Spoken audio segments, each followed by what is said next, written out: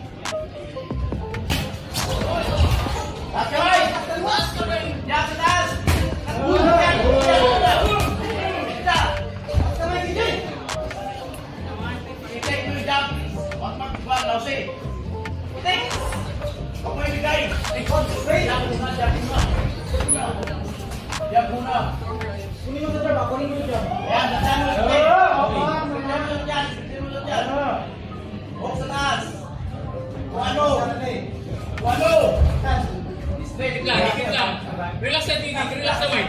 Ay, sobra gigil.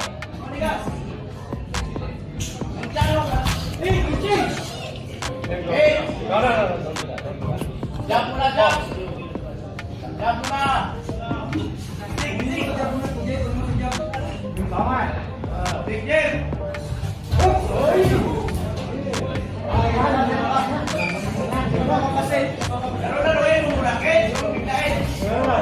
Huwag magkapura, huwag magkapura.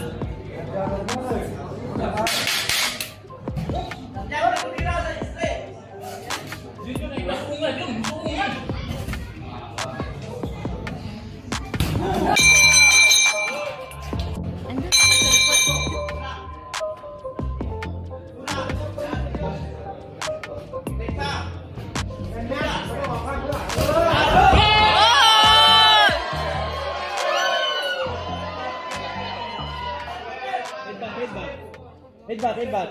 5 minutes. 5 minutes muna yan. Pangyakan muna kayo. Rest muna siya. 5 minutes rest. Lasing na yung tija. 5 minutes rest. 5 minutes rest. 5 minutes rest.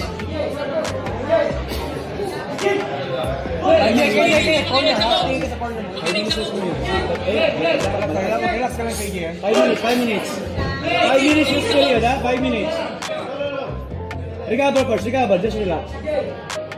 Relax. No, relax first. Relax. Okay, take your breath.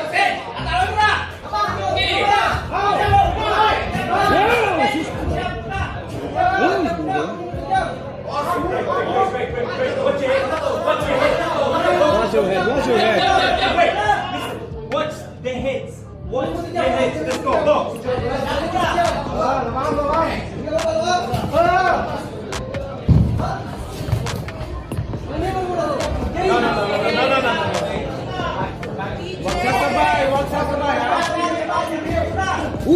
Depensa, depensa!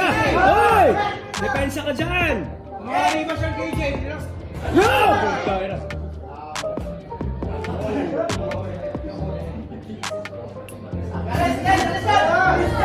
Oh! Depensa! Isang PJ!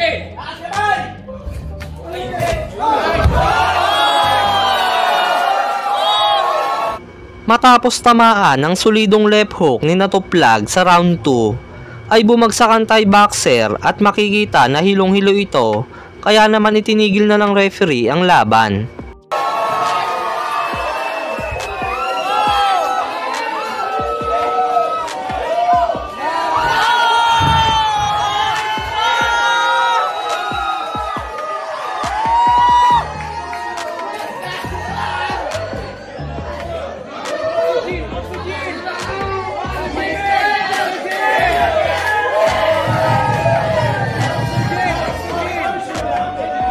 Sa panalong iyon ay hinirang na bagong WBC Asian Boxing Council Featherweight Champion si KJ Natuplag.